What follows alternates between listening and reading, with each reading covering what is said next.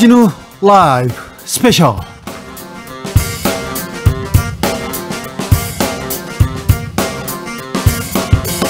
2020년 10월 17일 토요일입니다. 안녕하십니까, 주진우입니다. 토요일 이 시간은 일주일 동안 주진우 라이브에서 가장 중요한, 가장 재미있었던 부분만 모두 모아서 다시 파헤쳐보는 그런 시간입니다. 묻힌 뉴스도 마구 파헤쳐보는 그런 시간입니다. 토요일의 남자 KBS 김기아 기자, 어서 오세요. 안녕하세요. 토요일 오늘 방송만 들으셔도 주진우 라이브 일주일 동안 뭐가 재밌었나, 뭐가 중요했나 한 방에 알 수 있는 토요일 특집 스페셜, 라이브 스페셜을 준비한 김기화 기자입니다. 반갑습니다. 알았어. 반가워요. 네. 토요일 이 시간 기다리는 사람들 많습니다. 다행입니다. 김기화 기자 얼굴 보겠다고, 영상으로 보겠다고 기다리는 사람들 많습니다. 오래 기다렸습니다. 네. 바로 지금 유튜브에서 주진우 라이브를 검색을 하시면은 영상으로도 이 스페셜을 들으실 수 있습니다. 포털 사이트에서도 주진우 라이브 좀 검색해봐요. 주진우 라이브 많이 듣는데 참 좋은데 요즘엔 또 기사도 많이 나오지 않습니까? 많이 나오죠. 이제 조금 탄력을 받기 시작하는데 기사거리가 나오기 시작했어요. 그러면 이제 기사를 생산하기 시작했습니다. 지금 우리는 근데 토요일에는 선물도 준비했어요. 그렇습니다. 이 청취자분들을 위한, 시청자분들을 위한 선물을 준비했는데요. 일주일 동안 방송됐던 주진우 라이브에서 요런 게 재밌었다, 아니면 요런 게 좀 불만이었다, 요런 청취 후기를 저희에게 보내주시면 저희가 3분을 추첨을 해서 2만원 상당의 치킨 교환권을 보내드리도록 하겠습니다. 요거 어디로 보내면 됩니까? 요거 카카오톡 하시죠. 카카오톡에서 카카오톡 플러스 친구라고 있습니다. 거기 가셔가지고 주진우 라이브라고 검색을 하시면은 주진우 기자 얼굴이 나와요. 그래서 친구로 추가를 하신 다음에 청취 후기를 카톡 보내듯이 보내주시면 되겠습니다. 네. 불만사항 저희는 귀를 열고 잘 듣습니다. 활짝 열고 듣고 있습니다. 청취자가 하라는 대로, 만들라는 대로 만드는 그런 방송 되려고 노력하고 있습니다. 김기아 기자, 지난주부터 주진우 라이브 스페셜 조금 달라졌습니다. 그렇습니다. 그러니까 일주일 동안 우리가 이제 워낙 바쁘지 않습니까? 네. 뉴스 너무 많고 그래서 다이나믹한 코리아인데, 그래서 우리가 좀 지나친 뉴스, 뭔가 제대로 해소가 안 됐는데 그냥 묻고 넘어간 뉴스, 이런 뉴스들을 제가 한두 개씩 골라와가지고 소개를 해드리는 코너가 생겼습니다. 바로 김기화 기자의 묻힌 뉴스 브리핑 빠밤 코너 되겠습니다. 김기아 기자의 묻힌 뉴스 브리핑, 첫 번째 뉴스부터 만나볼까요? 네, 화재 소식이었죠. 울산의 주상복합 아파트가 정말 그때 사진으로 딱 보고 깜짝 놀랐다는 기억이 나요. 아니, 어떻게 이렇게 건물에서 불이 계속 위층으로 올라갈 수가 있지? 그리고 통째로 이렇게 다 탈 수가 있었지? 아우, 걱정이었죠. 그렇습니다. 전 처음에 이제 갑자기 그 사진만 딱 보고 인명피해가 있으면 어떡하지라고 걱정했는데, 그런데 인명피해는 없었어요. 다행이죠. 다행 중 다행인데, 근데 문제는 뭐냐면 이 대형 화재가 발생하면은 여기에 살던 이제 주민들이 있을 거 아닙니까? 근데 이분도 이제 갑자기 살 곳을 잃은 거지 않습니까? 그래서 대피하죠. 이재민이라고 하잖아요. 이분도 이재민인데, 이게 우리 사회가 언젠가부터 이 사회에서 뭔가 이목이 집중되는 어떤 사람들에 대해서 조롱이나 야유를 하는 분들이 많이 생겨나기 시작했어요. 이게 피해를 입었는데도 불구하고요. 그런데 세월호 때 보면, 그리고 또 각종 홍수 때 보면 이재민들이 체육관에, 운동장에, 그쵸. 학교에서 이렇게 거기에서 다닥다닥 누워 있는 모습이 굉장히 안타까웠는데, 언제였냐면요, 예전에 강남 삼성동에 아이파크라고 있어요. 아이파크에 헬기가 지나가다가 터터터터 하다가 박혔어요. 맞아요. 그거 제가 생중계 했습니다. 생중계했어? 아침에 자다가 깨가지고 아침에 그 전날 술 많이 먹고 이제 해롱해롱한데 전화 와가지고 너 당장 상송동 가라고. 왜요? 그러니까 그 사건 났다 그래가지고. 그래가지고요. 아침부터 제가 그거 생중계했어요. 저도 거기 가봤는데요. 그 옆 동에서 이렇게 쳐다보는데 참혹하더라고요. 근데 그때 거기가 제일 비싼 동네, 비싼 아파트 사람들이에요. 그때 어떻게 했냐면 강남구청에서 특급 호텔에다 이렇게 모셔가지고 잠깐 이재민들 피해 있으라고 했을 때, 그때도 시민들이 이게 뭔가 너무 불평등한 거 아닌가, 누구는 체육관, 누구는 호텔 얘기가 나왔는데, 울산에서 그 상황이 좀 비슷하게 재현되고 있는데 조롱이 쏟아지고 있잖아요. 맞습니다. 이재민 분이 한두 분이 아니에요. 437분이나 돼요. 엄청 많지 않습니까? 근데 이 가운데 이제 300분 정도가, 다른 분들은 이제 뭐 가족이나 이런 데 가시고 300분 정도가 지금 임시 거처를 지금 말씀하신 대로 울산 지역에 있는 호텔로 잡았어요. 근데 모르겠어요. 저는 이 사고 방식이 맞는지 모르겠는데 아니 이재민이 무슨 호텔이냐? 뭐 말씀하시는 그 뭐 학교나 뭐 체육관 이런 데 있어야 되는 거 아니냐 이렇게 생각을 하시나 봐요. 그런데 이번에는 코로나19 상황 때문에 그렇게 집단에 다 그렇게 체육관 모이면 안 됩니다. 큰일 납니다. 그러면 또 거기서 혹시나 또 이게 감염이 있을 수 있고 이래가지고 울산시장이 이거에 대해서 설명을 이미 했어요. 송철호 시장이 시민들에게 양해를 구하고 이거를 다 개별적으로 이렇게 방을 잡아가지고 했는데 이거에 대해서 SNS와 각종 이제 인터넷 커뮤니티에서 이 조롱이 엄청 많이 올라왔습니다. 뭐라고 합니까? 참 이게 저는 제 입으로 옮기기도 좀 그런데요. 하나만 소개시켜 드릴게요. 페이스북에다가 어떤 분이 메모를 누가 써서 붙인 거를 올리셨는데 이재민 분들을 위한 음악 플레이리스트, 그러니까 이 음악을 들어라고 하면서 가수 오마이걸의 불꽃놀이, 방탄소년단의 불타오르네, 블랙핑크의 불장난 이런 거나 들으면서 호텔에서 잘 쉬시라 뭐 이런 식의 조롱이네요. 이거는 뭐 아무런 뭐 비평이나 비판이나 이런 게 전혀 아니지 않습니까? 조롱이네, 모욕이네요. 근데 이런 게 사실 이 주민분들이 뭐 연예인도 아니고 공인도 아니고 기자도 아니고 그냥 일반 시민들이잖아요. 피해를 입었잖아요. 그것도 정말 재해를 입은 분들인데 갑자기 이런 조롱과 비난의 대상이 돼버린 거예요. 내 집도 없어졌는데 얼마나 마음이 힘드시겠어요. 그래서 인터뷰를 해봤더니 시선이 너무 따갑고 사람들이 너무 무섭다. 난 이번 일 겪으면서 세상이 너무 무서워져서 세상이 무섭네요. 그리고 이제 또 어떤 분들은 30분마다 눈이 떠진다는 거예요. 불안해가지고. 그래서 울산시에서 이게 지금 심각한 문제다라고 지금 받아들이고 있습니다. 저기 조롱하는 분들한테 한마디 얘기해 주겠는데요. 호텔이나 뭐 조금 따뜻한 지원을 받고 있습니다. 세금으로 받고 있는데 이분들 경제적으로 엄청난 타격을 입었어요. 그러니까 그렇게 배 아파하실 거 아니에요. 호캉스 아니라니까요. 그러니까 어떻게 댓글에서 그렇게 얘기를 하세요? 네, 그런 거 아니에요. 그 정부나 그 어디에서 지원을 해주더라도 다 그 제한이 있기 때문에 막 잘해주지도 못합니다. 그러니까 너무 걱정하지 마시고요. 잘 생각해 보세요. 그분들 집을 잃었어요. 그러니까 집이 불탔어. 다. 집만 불타냐? 그 안에 있던 가재도구와 자기 산 자체가 다 불타버린 분들인데. 그러니까 지금 조롱 이거 세상에 남이 지금 이런 참화를 겪었는데 거기 가서 조롱하면 안 됩니다. 이게 불타오르네 이분 그러면 안 됩니다. 네. 그래서 울산시 남구청이 어떻게 했냐면 워낙 이제 피해도 피해지만은 이런 조롱이나 이런 악성 댓글들 때문에 이제 정신적 트라우마가 생긴 분들 때문에 이 심리 회복을 위한 지원을 또 나섰어요. 그래서 네. 이 스트레스 장애 예방을 위한 지원 활동을 하고 있는데요. 네. 이재민들이 겪어보지 못한 갑작스런 재난 상황에 불안감과 수면 장애를 느끼고 있고, 그리고 화재 현장을 다녀온 이후에 큰 상실감을 느끼고 있는데, 게다가 그렇죠. 네. 온라인 공간에서 벌어지고 있는 악의적 댓글과 부정적 여론까지 감당하기엔 역부족이다라고 하면서요. 네. 좀 이런 거에 대해서 안정을 되찾고 빠르게 일상으로 좀 돌아갈 수 있도록 여러분들도 겪을 수 있는 일이에요. 자신도 겪을 수 있는 일이란 공감과 이해와 배려를 좀 해달라는 당연한 이런 부탁을 드리는데 이거에 대해서도 참 싸늘하게 얘기를 하는 거 보고 좀 놀랐습니다. 아니, 그러지 않았으면 좋겠어요. 집에 불났어요. 그래가지고 400명이 갈 데도 없고요. 그리고 엄청난 재산 손실 그리고 심리적 타격을 입었습니다. 근데 그 사람한테 가가지고 조롱하다니요. 며칠 이렇게 편하지도 않아. 누가 집에서 있고 싶겠지. 그 호텔에서 하루 지어줄 테니까 니네 집 불태워보자. 그럼 감사합니다. 그럴 사람이 어디 있어요. 말도 안 되죠. 네. 그러지 마세요. 그러지 마세요. 자, 다음 묻힌 뉴스는요. 요거 많은 분들이 아셔야 되는데 모르고 계신 뉴스라서 가져왔습니다. 그 방역 활동, 방역 대책 이런 거 하면 이렇게 딱 어떤 그림이 떠오르세요 보통? 뭐 마스크 쓰고 그쵸. 소독하고 뭐 그런 거 떠오르죠. 그렇죠. 막 뿌리고 이러고 막 또 이 코로나 초기엔 또 정치인 분들이 또 나도 이거 해야 된다라고. 그래 다 이게 자기 동네에서 막 이거 메고 이렇게 하고 다녔지. 뿌리고 막 거리에서 도로에서 그러고 다녔어? 소리가 원래 안 나거든. 그 입으로도 해야 되게 이러면서. 그렇구나. 보도블록에 뿌리고 했었는데 네. 이거 아무런 효과가 없고. 아무런 효과가 없어요? 효과가 없는 걸 떠나서 몸에 안 좋다는 거예요. 황교안, 나경원 의원 다 했거든요. 네. 그거 효과가 없다. 네. 다른 사람들도 많이 했어요. 정치인들이 많이 했어요. 선거 때만 했지. 선거 때. 근데 이게 잘못된 방식이고. 진짜요? 네, 그런데 이게 널리 전파가 안 됐어요.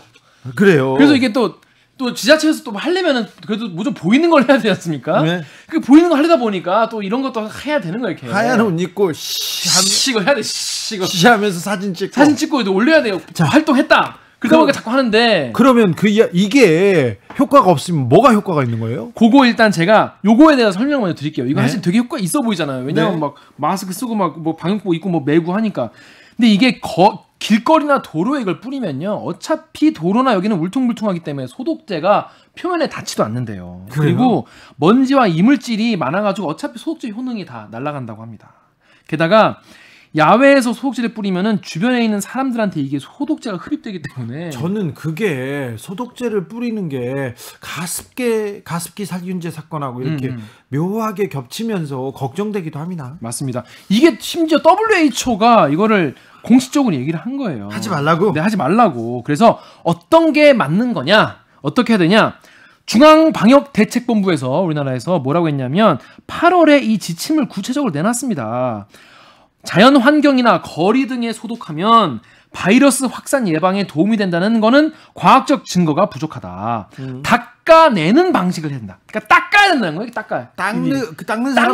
닦는 거는 괜찮구나. 닦는 건 괜찮아. 네. 그래서 막 여러분 보시면 막 계단 그 옆에 난간 손잡이 막 닦고 계시고 막 엘리베이터 앉아가지고 그 고무 이거 돌아가는 거 자꾸 쫙 닦고 이런 거 많이 보였을 거예요. 청소하는 아주머님들이 많이 닦고 있겠죠. 맞습니다. 그렇게 해야 되지.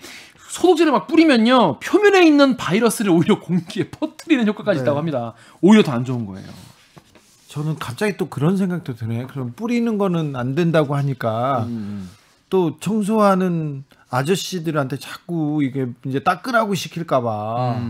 근데 이게 닦으라고 하는 게 있지 않습니까? 우리가 바닥이나 이런 걸 다 닦을 필요가 없는 거예요. 바닥은 말고. 예, 뭐라고 하냐면 넓은 지역을 원래 일일이 닦을 수 없어서 소독하는 것 같은데 실제로는 사람의 몸이 닿는 부분.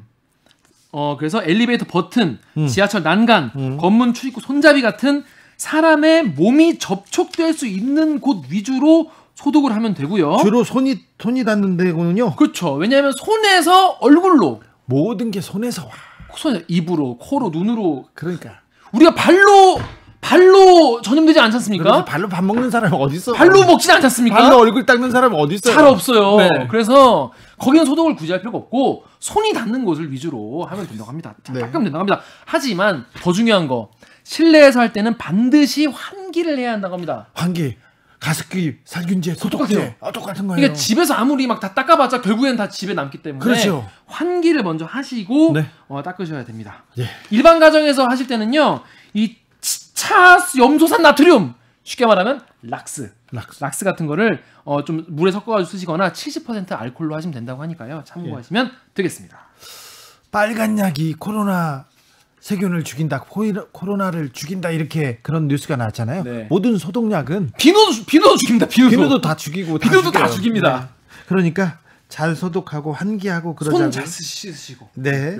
무조건 손 잘 씻고 그다음에 마스크 잘 쓰는 게 가장 중요하다고 합니다. 네. 여러분께서는 지금 주진우 라이브 스페셜 듣고 계십니다. 주진우 라이브 스페셜 김기아 기자와 함께하고 있습니다. 이번 주에 주진우 라이브 들으셨죠? 이번 주진우 라이브는 듣는데 사람들이 왜 이렇게 이분이 나오셨냐고. 네, 어마어마했습니다. 노자란 이런 아니냐 비슷해요. 네. 주진우 섹시하다 이런 말씀하시고. 네. 자, 또 김용옥 선생의 주진우 라이브에서 특강 3강을 하셨어요. 3강을 비록 뭐 3강만에 노자를 우리가 또 어떻게 다 이해할 수 있겠습니까? 그런데 엄청나게 좋은 압축해서 강의였고요. 이 강연 잘 들었다고 너무 많은 데서 진짜 칭찬과 찬사를 받고 있어가지고 몸둘 바를 모르겠습니다. 그렇습니다. 우리가 사실 노자의 책을 읽기란 정말 쉽지 않지 않습니까? 네. 대학생 때도 아니었는데 그래 노자에 대한 3일 동안의 수업, 그것도 뭐 길지 않아요. 한 30분 정도 되는데 요걸로 어느 정도 어디 가서 나 노자에 대해서 좀 무슨 말인지 알아들을 정도, 요 정도의 교양은 된다는 거죠. 도울 선생님의 책을요, 노자를 읽잖아요. 그러면 귀에 잘 안 들어오고요, 눈에도 잘 안 들어와요. 그런데 선생님의 말씀, 그 목소리, 네. 그 목소리 비슷했어. 그 목소리, 그러니까 그 목소리를 듣고 다시 우리 강의를 듣고 책을 보지 않습니까? 귀에 쏙쏙 들어와요. 그러니까 이게 저도 그런 게 기본적으로 머릿속에 좀 이렇게 얼개가 좀 잡히거든요. 네. 그리고 다시 보면은 이해를 할 수 있을지도 모른다. 네. 이게 된다는 건 아닙니다. 도울 선생이 왜 시대의 석학인지 네. 알 수 있습니다. 주진우 라이브의 노자 특강 주진우 라이브에서만 독점으로 했던 노자 특강 유튜브나 팟캐스트에서 주진우 라이브를 검색을 하시면요. 사실 그 유튜브 라이브 치면 이미 거기 보니까 많은 분들이 검색을 하셔가지고 유튜브 주진우 라이브 도울이 이미 연관 검색으로 떠요 바로. 아 그래요? 네, 그 주진우 라이브 도울 치면은 딱 1, 2, 3 따다닥 뜨니까요. 그거 딱 첫 번째 거부터 10월 12일, 13, 14일 거 딱 들으시면 되겠습니다. 이거 한번 들으시면요. 정말 양식이 됩니다.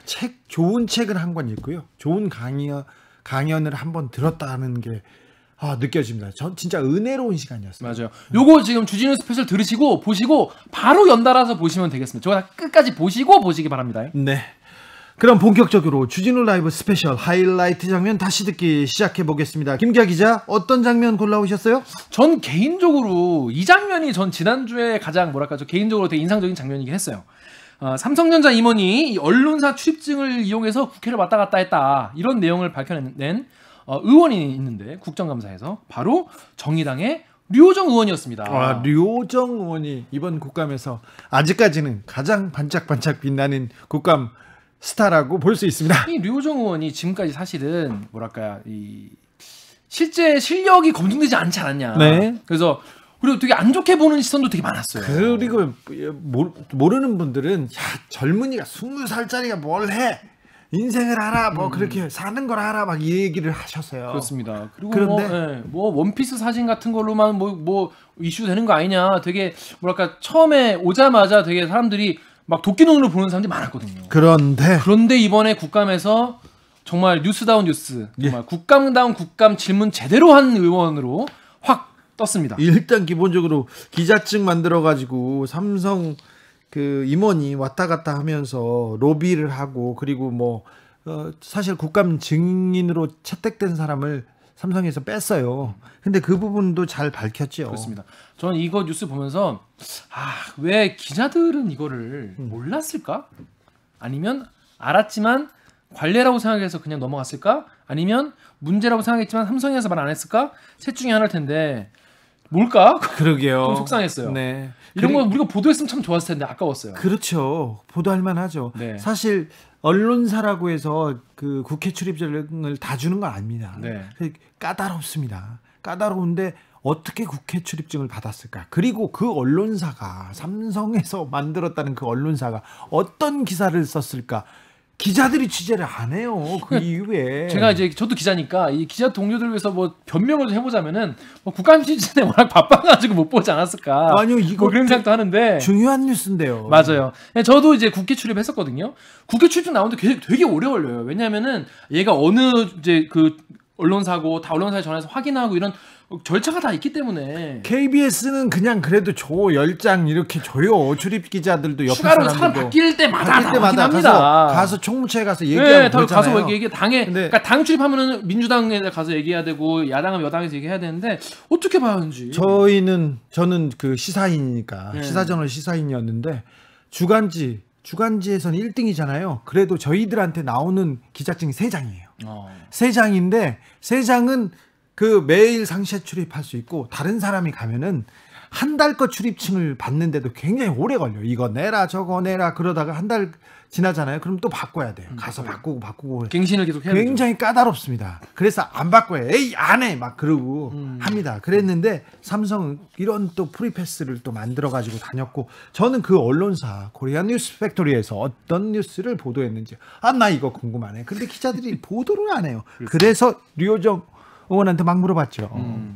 근데 류호정 의원이 그래서 밝힐 게 너무 많지만 언론이 이렇게 잠잠하냐. 그러게요. 삼성이라서 그런 게 아니냐. 그리고 의원들도 조용하더라. 이런 그러니까 국회에 처음 간 젊은 의원이기 때문에 할 수 있는 말일지도 모르겠어요. 이런 말들이. 그렇죠. 이런 말들을 해줬는데 국민들 입장에서는 굉장히 들을 만한 이야기였던 것 같아요. 그렇죠. 양당 거대 기득권을 가진 당들은 삼성에 대해서 이랬구나. 이게 삼성을 봐주는 카르텔이었구나. 류호정 의원이 국민 입장에서 열심히 하고 있습니다. 맞습니다. 그리고 주요 그 국감 쟁점 중에 하나는 그거였잖아요. 중소기업의 기술 탈취 이슈였는데 이거에 대해서도 삼성전자 쪽에서 계속 막 엉뚱한 얘기하고 하니까 나중에 증거를 다시 들이밀면서 추궁하는 모습이 좀 패기 있는 국회의원이 저런 모습이구나 되게 오랜만에 봤던 것 같습니다. 네, 류호정 의원 주목받고 있습니다. 지켜봐야 되겠습니다. 그렇습니다. 이 주진우 기자한테도 삼성 전문 기자인데 잘하시라고 이렇게 얘기를 하는데 앞으로 주진우 기자도 지지 않도록 잘하시기 바랍니다. 아니 그 지도 편달이 필요하다고. 나한테는 지도 편달. 나한테 네, 삼성 쪽에서는 좀 그래. 아직은 그래도 괜찮죠. 되니까. 네. 그렇습니다. 자. 더 자세한 이야기 궁금하신 분들 많으시죠? 직접 전화 인터뷰를 했는데요. 화요일에 방송됐던 훅 인터뷰 하이라이트 부분을 지금부터 같이 듣고 오시겠습니다. 큐. 증인을 불러서 물어보고 국감장에서 국민 대신해서 물어보고 따지고 그게 국회의원의 역할인데 그게 쉽게 되지 않죠? 그렇죠. 그러니까 증인으로 부르고 싶은 사람은 많은데 네. 또 한계가 있다 보니 네. 특히 또 이제 코로나가 있다 보니 많이 부를 수 없다면서 증인 채택이 많이 되질 않죠. 그거하고 또 코로나하고는 네. 또 무슨 상관인지는 모르겠습니다. 그렇습니다. 류호정 의원은 어떤 증인 가장 부르고 싶었어요? 저는 이번에 뭐 다들 아시겠지만 삼성전자 부사장을 꼭 불러서 예. 기술 탈취 문제에 대해서 질의를 하고 싶었는데 네. 안타깝게도 채택이 취소되었습니다. 네, 채택이 취소됐는데 거기에서 좌절하지 않고 삼성전자 임원이 기자증을 만들어 가지고 언론사를 세워서 이렇게 네. 대관 로비를 하고 있다는 걸 밝혀내셨어요? 네, 이번에 추석 기간에도 매일같이 국회를 드나드는 것을 보면서 조금 수상하다는 생각을 했었거든요. 네. 그래서 알아보니까 대관 업무 담당자라고 그랬는데 기자 신분으로 출입증을 갖고 출입을 하고 있더라고요. 이상하죠? 네.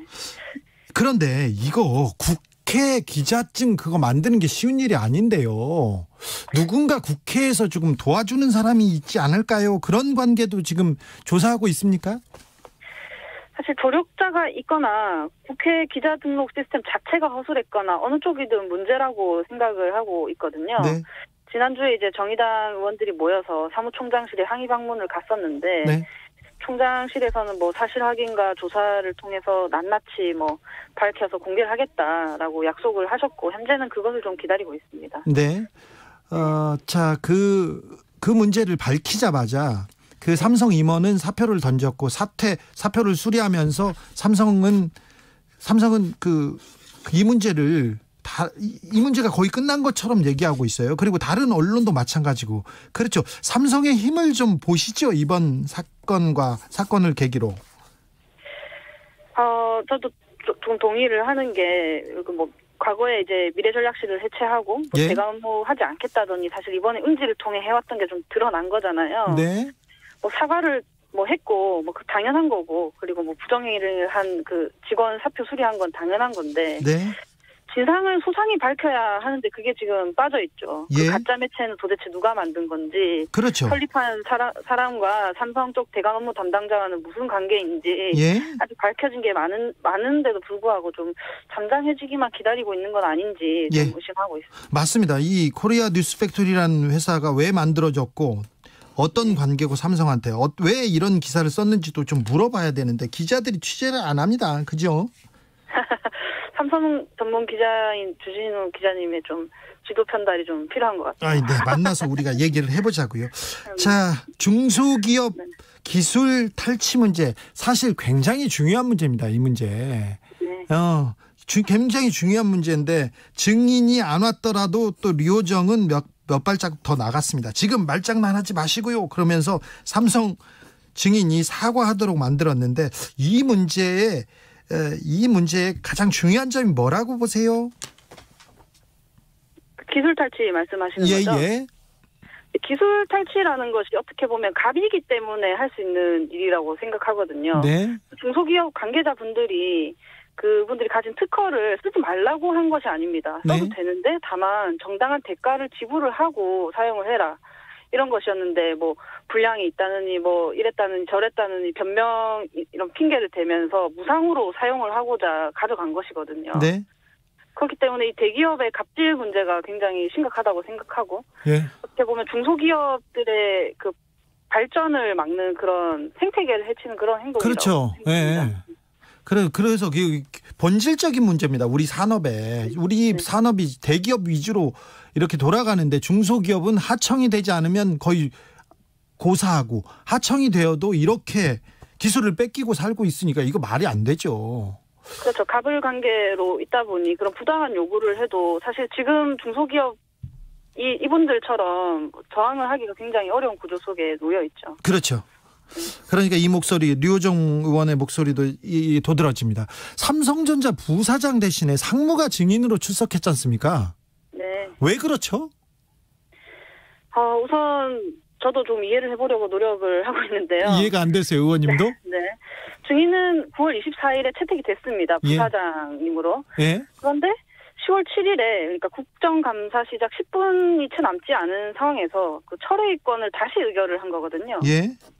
그런데 이제 채택된 증인을 처리하려면 신청한 국회의원의 그 처리 요청서가 제출되어야 하는데 전 제출한 적이 없고요. 예. 절차를 위배한 거죠. 사전에 상의 없이 이렇게 당일 오전에 처리가 되었고 당일날 이제 출석한 그 상무님은 증인으로 쏜 게 아니라 자진 출석을 하신 겁니다. 아, 그분이 자진 출석했어요? 자진 출석을 한 거예요. 그래서 네. 이제 저는 뭐 삼성전자가 보내준 사람, 어떻게 보면 허락한 사람을 상대로 이렇게 신문을 할 수밖에 없었죠. 아, 이것도 좀 이상하네요.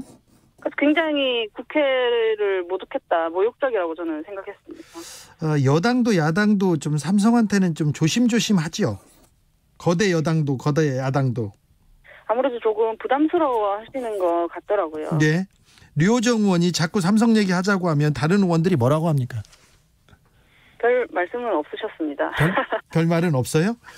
자, 산자위에서 지금 활동하고 있는데요. 자, 류호정 의원이 이번 국감에서 주목하고 있는 이슈는 뭡니까? 좀 많이 있는데요. 네. 정의당이 좀 늘 그래왔듯 이제 뭐 사회적 약자와 서민을 대변하는 그런 안건들을 저도 채택을 한 겁니다. 이번 중소기업을 대변하는 것도 마찬가지고요. 네. 정의당 의원실들이 전체적으로 불평등과 기후위기 해결을 위한 의제를 좀 선택을 했거든요. 예. 시간이 좀 충분히 있나요? 좀 길게 얘기해주세요. 말씀하세요. 네. 말씀하세요. 네. 첫날에는 그 핵폐기물 임시처리 장치 관련한 정부의 그 공론화 작업이 좀 조작됐다고 의혹을 제기했었고요. 제가 임기 시작하고 처음 찾아갔던 지역 방문 일정이었거든요. 네. 그리고 그 후에는 뭐 쿠팡 그 집단 확진 사태 있잖아요. 예. 코로나19 상황 속에서 물류센터 방역 문제라든지 노동자 사망 사고 이것도 처음으로 만난 그 민원인 분의 이야기였는데 초심 그대로 국감에 임하고 싶어서 의제를 선택을 했었고 지금 보도가 많이 안 돼서 아쉬워서 좀 길게 말씀을 드리는 거고요. 그 뒤로는 이제 알고 계신 삼성의 중소기업 기술 탈취 문제, 중소기업 청년 노동자들이 겪는 문제, 그리고 노동자들이 현장에서 겪는 산업 안전 문제 이런 것들을 좀 다루고 있습니다. 아, 네. 중요한 내용이네요. 아, 네. 류호정 의원이 더 뛰어야 되겠는데요. 자, 정의당에서 김종철 신임 대표가 신임 대표 체제가 출범했습니다. 기대가 큰 분들이 많은데요. 네. 어떻게 생각하세요? 저도 월요일에 출근하는데 출근길이 참 설레더라고요. 네. 그래서 선명한 진보 정당이 되겠구나 그런 생각들을 했고요. 네. 신 대표님이 이제 말씀하신 바에 따르면 김종철 대표님은 이제 대표가 아니면 할 당직이 없을 정도로 진보 정치 역사에서 많은 일들을 해오셨다. 네. 올해도 했고요. 네. 그렇죠. 이런 말씀들을 하셨기 때문에 뭐 땡땡땡 이중대가 아니라 정의당 그 자체로 우뚝 서는 것을 좀 기대하고 있습니다. 네. 정의당이 단단해지지 않을까? 그럴까요? 네. 류호정 의원님 지금 국감에 다시 들어가야 된다고 합니다. 지금. 네, 그렇습니다. 네. 마지막으로 하시고 싶은 말씀 있습니까? 네, 우선은 국정감사에 최선을 다해 임하고 끝나고 나면 이제 제가 정의당에서 담당하고 있는 여러 법안들, 뭐 강간죄라든지 뭐 관련 청년 노동자 노동권 보호법이라든지 이런 다양한 이슈들을 또 다룰 예정입니다. 류호정 정의당 의원과 함께한 화요일 훅 인터뷰 하이라이트 부분 다시 듣고 오셨습니다. 김기아 기자. 네. 주진우 라이브는 풀 버전이 제맛이죠? 그렇습니다. 워낙 이번에 한 일이 많기 때문에 풀 버전 들으시면 좋을 것 같고요. 유튜브나 팟캐스트에서 주진우 라이브 검색을 하셔가지고 10월 13일 화요일 1부를 들으시면 됩니다. 그리고 워낙 인터뷰 내용이 좋아가지고 인터뷰 클립만 따로 뽑아 놓기도 했으니까 내가 정말 바쁘다 그러신 부분은 그 부분만 보셔도 되겠습니다. 아, 이번 주 화요일이 통째로 좋았어요. 맞아요. 다 좋아요. 엄청 좋았습니다. 맞습니다. 내가 이런 자랑하기 좀 말하기는 좀 그런데 우리 안 하면 누가 합니까? 그런가요? 괜찮더라고요. 자, 주진우 라이브 스페셜 김기아 기자 함께하고 있습니다. 네. 이 방송 영상으로도 만나보실 수 있습니다. 그렇습니다. 지금 바로 유튜브에서 주진우 라이브 검색을 하시면 바로 볼 수 있으니까요. 같이 시청해 주시면 감사하겠습니다. 다음 장면은 어떤 장면인가요? 네, 다음 장면은 태백산맥과 아리랑, 한강 이런 책을 쓰신 국내 대표 문인이시죠. 조정래 선생. 조정래 작가가 등단 50주년이라고 합니다. 어이구. 엄청 오래되었어요. 근데 등단 50주년이어서 이런저런 인터뷰를 많이 하셨는데 정작 그 등단 50주년 된 이야기보다 친일파 발언, 뭐 토착외구 뭐 이런 발언으로 또 이게 더 막 주목을 받고 시끌시끌하게 사람들이 이야기를 하고 있어요. 그래서 아니 이게 진짜 조정래 작가가 말을 잘못한 건지 아니면 다른 언론들이 침소봉대를 한 건지 궁금해서 저희가 직접 모셔서 주진우 라이브에서 이야기를 나눠봤습니다. 등단 50주년이고요. 우리 문학계, 우리나라에서 가장 중요한 그쵸? 단열에 있고 중요한 자리에 있는 작가예요. 그렇습니다. 그래서 50년에 대해서 얘기를 했는데 언론이 소설가 앞에 두고 소설을 너무 많이 써서 너무 속상하다면서 주진우 라이브에 그냥 전격 출연하실 거예요. 그렇습니다. 왜냐면 아리랑 뭐 다 읽으신 분 아시겠지만은 이 일제시대 때부터 우리나라 역사에 대해서 쭉 써온 분 아니겠습니까? 그런데 해방 이후에 대한 이야기를 하면 당연히 친일파 얘기를 할 수밖에 없지 않습니까? 네.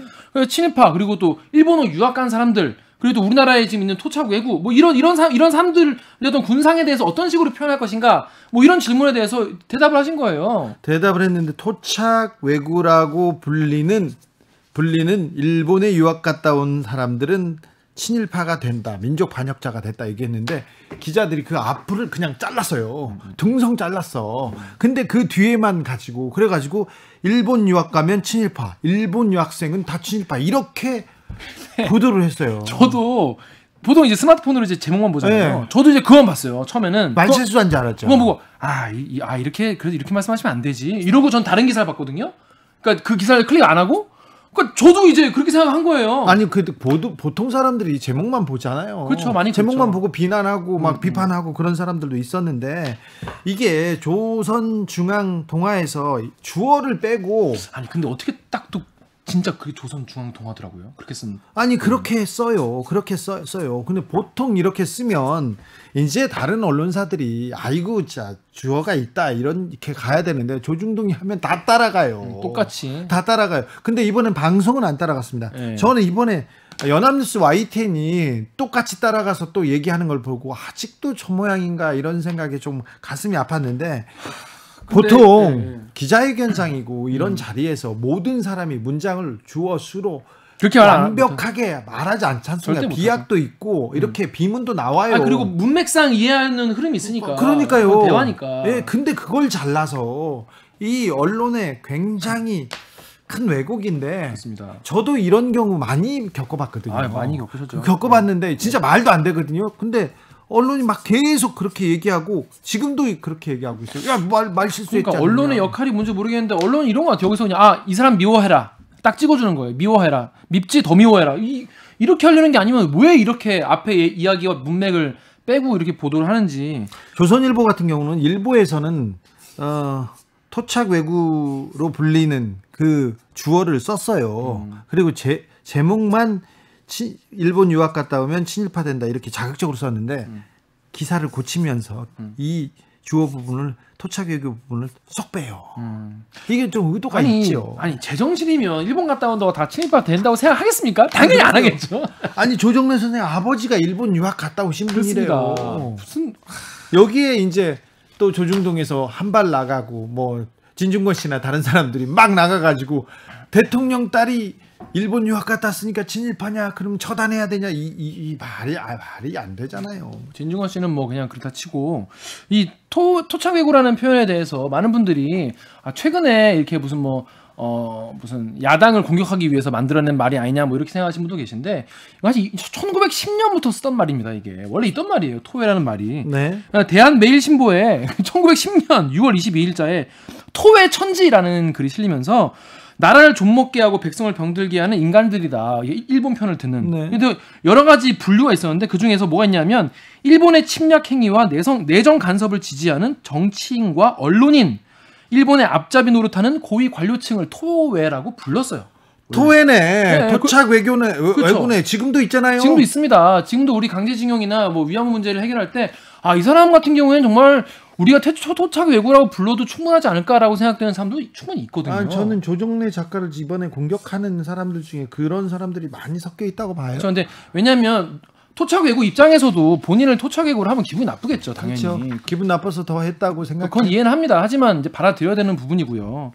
그래서 이런 거에 대해 더 너무 감정적으로 언론이 너무 이걸 부풀리다 보니까 조정래 선생이 너무 속이 많이 상하신 것 같더라고요. 그렇죠. 지금은 이제 자기네들이 토착 외교 그 주어를 뺐다는 게 좀 드러나잖아요. 자기네들은 뒤로 빠지고 다른 사람들 간의 대리전으로 만들고 있더라고요. 아무튼 이 속상합니다. 조정래 작가의 발언에 대한 모든 것을 조정래 작가가 명쾌하게 해석합니다. 명쾌하게 설명하니까 주진우 라이브 듣고 오면 되죠. 보고 들으시면 딱 이런 얘기구나라고 이해가 됩니다. 어렵지도 않습니다. 그렇습니다. 조정래 작가와 함께했던 수요일 훅 인터뷰 하이라이트 부분을 지금부터 같이 듣고 오시겠습니다. 큐. 12일에 등단 50주년 간담회 여셨어요. 이날 이영훈 그 씨한테 어떤 얘기를 하시다가 이 발언이 나온 거죠? 예, 기자가 질문을 했습니다. 어떤 질문이었습니까? 그러니까 반일 종족주의 책을 낸 이영훈 씨가 선생님을 비판하고 있는데 어떻게 생각하느냐 하는 질문이었습니다. 그래서 뭐라고 말씀하셨어요? 제 생각에는 만약에 이스라엘에서 학자나 교수라는 사람들이 독일의 히틀러와 그의 일당이 저지른 거대한 학살 사건에 대해서 편들고 옹호하고 변명하고 이런 식의 행위를 했을 때 어떨 것인가. 네. 그 감옥 가죠. 감옥 정도가 아니고 돌 맞죠. 이스라엘에서는 극형을 처하고 종신형을 처하는 법을 시행하고 있습니다. 이스라엘에서 이스라엘, 프랑스, 독일 다 똑같은 독일도 식으로 그렇죠. 그렇습니다. 네. 지금도 메르켈 총리가 끝없이 사과하고 수상이 바뀔 때마다 그렇게 사죄합니다. 네. 그래서 독일은 세계의 신뢰를 얻었고 유럽에서 제일 중심국가가 될 수 있었습니다. 그런데 우리나라에서는 지금 반일 종족주의 같은 책을 낸 그 사람들이 교수고 학자라는 사람들이 큰 소리 떵떵 치고 있죠. 지금 일본을 편들고 일본을 옹호해주고 변명해주고 이런 행위를 합니다. 그런데 그걸 용납을 하고 있는 이 사회가 과연 제대로 된 사회인가 하는 문제에 대해서 저는 계속 문제 제기했었습니다. 네. 그런데 일본에 유학을 다녀오면 친일파 민족 반역자가 됐다. 그런데 그들은 일본의 제약에 편을 들고 왜곡하고 있다. 이런 발언을 하셨어요. 근데 그 앞에 이게 지금 참 기가 막힌 것이 이 오늘의 가장 핵심적 주제입니다. 제가 한 말은 토착 외교라고 불리는 사람들이 하는 주어부를 분명히 설정해서 분명히 말하셨어요. 그리고 그 범위를 명확하게 제한하고 한정했습니다. 그럼에도 불구하고 조선일보에서는 그 주어부를 완전히 없애버리고 수어부 뒷부분만 씀으로써 제가 일본 유학 갔다 오면 다 친일파라고 말한 것처럼 왜곡했습니다. 그렇죠. 그런데 이제 더 분명히 하기 위해서 오늘 신문을 다 가지고 나왔습니다. 제가 이 분석을 하면 첫 번째 신문 거의가 다 그날 취재를 했는데 이 문제된 부분을 기사로 쓴 것은 조선, 중앙, 동아, 국민, 한겨레, 세계일보 6군데입니다. 그중에서 토착 외교라고 불리는 하는 주어부 중요한 부분을 빼버린 신문이 조선일보, 그다음에 중앙 인터넷판, 동아일보 이렇습니다. 조중동이 지금 선생님 발언을 허리를 잘라가지고 좀 왜곡하고 있네요. 그렇습니다. 그리고 동아일보에서는 신문 본지에서는 토착 외교란 말을 넣었는데 인터넷판에 옮기면서 빼버렸습니다. 그래요? 동아 중앙의 편을 함께 발을 맞추려고 하는 것처럼 그다음 더 중요한 것은 저는 50주년에 대한 기자회견을 했습니다. 작가로서. 그런데 이 사람들이 제목을 뽑기를 큰 기사 제목을 조선일보에서는 인류학 다녀오면 다 친일파 예. 하고 다라는 걸 넣고 다라는 얘기는 안 했죠. 안 했죠. 다 그런 거 싫어하시죠. 그다음에 중앙일보에서는 인류학 다녀오면 친일파에서 다를 뺐습니다. 예. 그다음 동아일보에서는 인터넷판에서 일본 유학 다니면 친일파 본지에도 그렇게 했습니다. 예. 세 신문이 약속이나 한 것처럼 똑같이 이렇게 제목을 뽑았습니다. 그런데 조중동이 그렇게 하니까 다른 언론들이 경제신문이나 또 그 연합뉴스 같은 데가 다 또 쫓아갑니다. 그렇습니다. 연합뉴스에서는 글 본문에서는 토착 왜구라고 부르는을 분명히 썼는데 네. 제목에다가 조정래 일본 유학 다녀오면 친일파대. 그렇습니다. 이렇게 썼습니다. YTN에서도 조정래 일본 유학 다녀오면 친일파대 그냥 그렇게 썼어요. 그렇습니다. 이게 조중동이 하면 아직도 무조건 따라갑니다. 소설가 앞에서 이렇게 거의 지금 언론이 소설을 쓰고 있는데 네. 좀 50년 동안 봐온 행태지 않습니까? 그렇습니다. 70년 동안. 70년 동안. 예. 해방 이후 계속 그랬습니다. 해방 이후에 언론은 달라지지 않았습니까? 똑같습니다. 조선일보는 왜 조정래를 그렇게 미워하고 왜곡합니까? 그것이 태백산맥 때부터 예. 조선일보가 저를 이제 빨갱이라고 고발을 했고 기사 고발을 했고 예. 그다음에 그것도 묻어나 가지고 월간 조선에다가 250매의 특집을 꾸몄습니다. 조정래. 예. 조정래. 국가보안법을 위반한 빨갱이다. 네. 그리고 사설을 2번이나 써서 빨리 구속하라는 내용을 썼습니다. 그리고 검찰이 움직여가지고 10여 년 동안 재판받았습니다. 11년 만에 제가 무혐의 처분을 받았습니다. 네, 그 문제로요. 예. 네. 그게 전두환 정권 시절부터 이어진 겁니까? 그러니까 노태우 정권이 끝나고 고발당한 게 김영삼 정권으로 바로 바뀌었을 때. 그때요. 예. 조선일보가 먼저 얘기를 하고 그리고 검찰이 수사를 하고 11년 동안 재판을 받으셨습니다. 그렇습니다. 네. 0818님이 조정래 작가님 소설 쓰는 기자들 때문에 소설가로서의 자리가 좀 위태로워질 것 같습니다. 그래도 저는 그들은 안 보고 작가님 글만 읽겠습니다. 이런 거 도착했습니다. 문자가. 선생님 발언이 지금 50년 문단 인생에 대해서 이렇게 얘기해야 되는데 자꾸 정치권으로 이렇게 빨려 들어가서 정치적 논란이 되고 있는 모양새인데 이 상황을 보고 어떤 생각 드셨어요? 정치하는 사람들이 기본적으로 국가의 살림을 살고 국민을 위한 행위를 해야 되기 때문에 네. 좀 올바르고 사실 확인을 해가면서 말을 했으면 좋겠습니다. 네. 어떻게 해서 이렇게 사실 확인도 없이 함부로 네. 말들을 하면서 쟁점화시키는지 조금. 선생님 발언을 가지고 지금 조선일보에서 크게 쓰고요. 그걸 가지고 네. 어떤 분은 진중권 씨 같은 경우는 광기다 그러면서 문재인 대통령 딸 유학 갔는데 그것도 지적하고요. 예.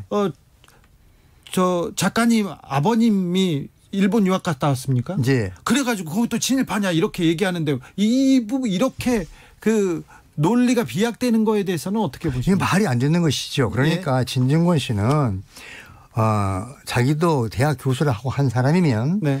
엄연히 사실 확인을 분명히 했어야 됩니다. 네. 저한테 전화 한 통화도 없이 아주 경박하게 네. 두 가지의 무례와 불경을 저지르고 있습니다. 네. 두 가지의 무례와 불경을 작가를 네. 향해서 광기라고 말을 합니다. 네. 저는 그 사람한테 제 선배입니다. 인간적으로도 그렇고 예. 작가라는 사회적 직위로도 그렇고 도저히 있을 수 없는 일이고 예. 대통령의 딸까지 끌어다가 어떻게 이렇게 할 수 있습니까? 네. 저는 그래서 진중권 씨에게 이 자리에서 공식적으로 정식으로 사과하기를 요구합니다. 네. 만약에 사과하지 않으면 명예훼손을 시킨 법적 책임을 분명히 물을 것입니다. 아, 그래요? 예.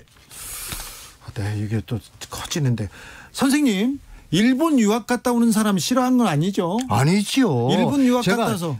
토착 왜곡이라고 불리는 하는 네. 분명히 주어를 넣기 때문에 네. 범위가 딱 제한되어 있습니다. 네. 그리고 이러한 신문의 잘못 왜곡, 의도적인 왜곡 때문에 네. 상처받거나 기분 나쁘셨던 엄짠했던 유학 갔다 오신 분들께 네. 제가 정말 신문들을 대신해서 사과합니다. 아니 토착 왜곡라고 불리는 사람들은 지금 민족 반역자 역할을 하고 있고요. 당연하죠. 그분들이 친일파로 활동하고 있기 때문에 그 말은 맞잖아요. 그 말은 맞는데 그걸 빼버림으로써 모든 유학 갔다 온 사람들이 그렇다는 식으로 예. 검태기를 씌우고 모략을 한 거죠. 네. 선생님 우동 먹어도 괜찮죠? 네. 초밥 좋아하시죠, 선생님도? 당연하죠. 그죠? 그리고 일본은 우리와 민족적인 감정이 원수적인 입장이 있을 뿐이지 네. 그들의 전통이나 또 가업을 이어받는 거나 그런 것도 미담이 굉장히 많습니다. 알겠습니다. 네. 선생님이 그 얘기 안 했으면 선생님이 저 초밥 사준 거 제가 폭로하려고. 자, 다른 얘기도 여쭤보겠습니다. 선생님 50년 동안 고통스러운 글 과목에서 자가격리를 계속 해오고 있는데 그 작가의 50년을 얘기하는 자리인데 그런 기사들은 안 나오고 자꾸 정치적으로 논쟁만 나와서 제가 속이 상합니다. 자, 2081님이 과거 일본의 굴레를 벗어나지 못해 참아왔지만 이 즈음은 반민족 행위에 대한 엄중한 처벌을 담은 법안 발의가 필요합니다. 꼭 반민특위 활동에 대해서도 끝없이 얘기하셨고 친일파를 단죄하지 않으면 이 나라는 미래가 없다는 말씀 계속 해오고 계신 거잖아요. 그렇습니다. 네. 그런데도 이영훈 교수 같은 사람들이 계속해서 얘기를 하고 오히려 또 인기를 얻고 있어요. 어느 쪽에서는 굉장히 좀 안타까운 현실을 얘기하신 거지 않습니까? 예, 그 이유는 처음에 말한 대로 이스라엘 같이 엄히 다스리는 민족 정기를 훼손하는 행위를 하는 자들을 다스리는 법이 없기 때문에 그렇습니다. 네. 그 법 반드시 만들어야 합니다. 네. 그 부분에 앞장서겠다고 얘기했는데 그렇습니다. 근데 지금 일본 유학 가면 친일파 이렇게 프레임으로 허리 다리 자르고 이 얘기만 한다는 거죠, 언론이. 그래서 제가 하는 행위를 막으려고 하는 거죠. 네, 알겠습니다. 그 행위를 막으려고 한다. 자, 다른 얘기 여쭤볼게요.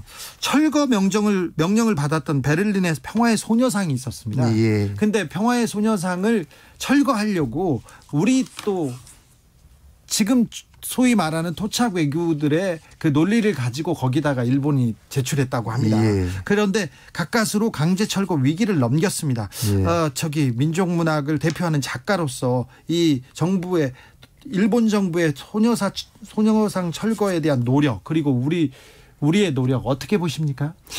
일본은 독일한테 배워야 합니다. 네. 저는 이 이야기도 끝없이 해왔습니다. 네. 일본은 진정으로 우리에게 역사적 잘못을 저질렀다고 사죄해야 합니다. 네. 우리는 일본을 이웃 나라로 설린 이웃으로 계속 좋게 사이 지낼 수 있도록 용서하려고 준비하고 있습니다. 예. 그러나 용서라고 하는 것은 반성하는 자에게 주는 선물입니다. 네. 잘못한 자가 반성을 하지 않는데 어떻게 용서할 수 있겠습니까? 네. 그리고 일본은 우리 문제만 갖다 놓고 거짓말하는 게 아니고 예. 중국의 남경 대학살 같은 것도 중국이 꾸몄다고 거짓말을 합니다. 예. 이것이 과연 일본이 정상 국가입니까? 네. 자기 스스로가 세계를 향해서 무덤을 파는 것입니다. 네. 이런 행위를 중단해야 합니다. 4717님이 아직도 해방 안 하고 일본에 불붙어 사는 자들이 목소리를 내는 현실을 고쳐야 합니다. 고쳐야죠. 얘기하고요. 예, 고쳐야죠. 7373님 조정래 작가님 치과에서도 빼지 못한 몇십 년 묵어있는 입안의 가시를 빼주셔서 진심으로 감사드립니다. 이런 응원의 글도 오고 있습니다. 또 하나만 물어보겠습니다. 일제 강제 동원과 관련해서 일본이 수용 가능한 조치를 한국이 취하지 않으면 스가 요시히데 총리 한국도 안 오고 한국도 안 만나겠다 이렇게 얘기하고 있는데 박근혜 정부에서 꼬여버린 이 한일 관계 잘 매듭이 풀리지 않습니다. 이거는 어떻게 헤쳐나가야 될까요? 결국 그 뿌리도 일본이 진정으로 우리한테 미안하다고 사죄하지 않기 때문에 오는 것이고 예. 총리가 아베에서 바뀌었으면 새로 된 총리는 새로운 마음으로 나라 살림을 하고 외국과의 외교도 정상화시켜야 될 것입니다. 네. 그런데 이렇게 아베를 그대로 본따서 간다는 거, 추종하는 거 이것은 바람직하지 않습니다. 예. 일본에도 뜻 있는 지식인들, 정의로운 학자들 좀 있는데요. 작가들도 있고요. 예. 근데 그분들은 왜 이렇게 목소리를 내지 않을까요? 당연하죠. 일본이 한국을 미워하고 싫어한 숫자가 국민의 85%입니다. 예. 그리고 무관심한 사람들이 15% 이상 그리고 우리에게 진정한 미안함을 가지고 우리를 대해주는 사람은 극히 일부입니다. 네. 그러니 그들의 목소리가 커질 수가 없는 거죠. 네. 예, 그게 현실입니다. 조선일보가 선생님 기사를 쏟아냈는데 처음에는 일본 유학 갔으면 친일파 이렇게 하다가 오늘은 또 그 한현우 논설위원 이런 만물상에서 조정래 일본 유학생은 친일파 이렇게 제목 일본 유학생은 다 친일파로 만들었는데 전부 왜곡하는 겁니다. 명예훼손이죠. 명백한. 이것도요. 그럼요. 그렇죠. 여기에 그 그림이 나오는데요. 선생님 머리가 8개밖에 없어요. 이거 굉장히 이거 인격 침해. 유린입니다. 유린. 그렇죠. 네, 이 부분이 참 저는 가슴이 아프더라고요. 그보단 더 있는데. 자, 올해 노벨 문학상 수상자로 미국의 시인 루이즈 글릭이 선정됐습니다. 좋아하시는 작가인가요? 아닙니다. 저는 이번에 처음 들었습니다. 네. 노벨 문학상에 대해서는 좀 어떻게 생각하십니까? 그 상은 상금이 많으니까 15억쯤 되니까 타면 좋고 안 타도 그만인 상이지요. 그래요? 연연할 필요 없습니다. 제 생각에는. 선생님 안 줘서 지금 그렇게 얘기하시는 거 아닌가요? 아닙니다. 주문 받고 안 줘도 그만이라는 생각이죠. 그래요? 최근 노벨 문학상 경향 어떻게 보세요?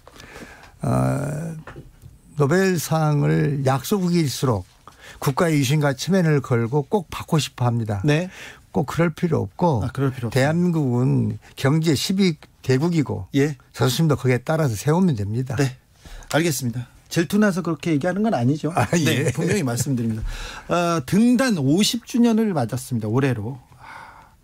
탈구 후에 30년 만에 태백산맥 아리랑 한강에 개정판을 내놓기도 했습니다. 이렇게 고쳐보고 읽고 고쳐보면서 오랜만에 본인이 쓰신 책을 다시 읽어보니까 어떤 생각이 들던가요? 이거 천재가 썼구나. 아우 괜찮다 그런 생각하셨어요? 참 쑥스럽게도 30년 동안 안 읽으니까 많은 부분을 내가 이렇게 썼나 하고 새삼스럽게 보게 되는 것도 있고 그때 최선을 다했는데 왜 이렇게 문장이 내 마음에 안 들지? 하는 부분도 있었습니다. 그래서요? 그래서 그 부분 다 손질을 했고 잘 쓴 부분은 새삼스럽게 감탄하고 그러면서 여름 더위를 이겼습니다. 그렇습니까? 저기 부인이신 김초희 시인께서는 같이 읽으시면서 뭐라고 하시던가요? 전부 다 먼저 읽고 집사람이 지적한 것을 제가 뒤따라가며 읽으면서 수정을 하고 했는데 제가 생전 처음으로 결혼 40주년이고 이 책을 쓴 지 30년 후에 비로소 처음 칭찬을 들었습니다. 처음으로요? 당신 술 정말 잘 쓰는구나 하는 말 처음 들었습니다. 그래요? 혹시 뭐 선물로 뭐 사주신 거 아닌가요? 앞으로 줄랍니다. 네, 알겠습니다. 지난해에도 반일 종족주의라는 책이 굉장히 화제를 얻었습니다. 이영훈 씨가 지었는데 거기에서 아리랑 선생님의 소설 아리랑 속 일부 내용이 조작됐다고 주장했습니다. 이런 주장은 어떻게 받아들이시는지? 그것도 명예훼손이죠. 저는 그분이 말한 그 대목을 전주에 있는 향토사학자 나이 그때 80이 되신 고령된 그분을 찾아가서 확실하게 들었던 이야기를 기록을 한 것입니다. 소설 쓰기 전에 취재를 열심히 하는 것으로도 선생님 유명하지 않습니까? 굉장히 치열하게 하시는 걸로. 그래서 이 부분 그리고 문헌과 그리고 취재를 통해서 어느 정도 확보한 사실일 거 아닙니까? 확실한 것 외에는 쓰지 않습니다. 네. 소설가도 그렇습니까? 아니 역사 사실이기 때문에. 조정래 작가와 함께한 수요일 훅 인터뷰 하이라이트 부분 다시 듣고 오셨습니다. 이 방송 풀버전 강추합니다.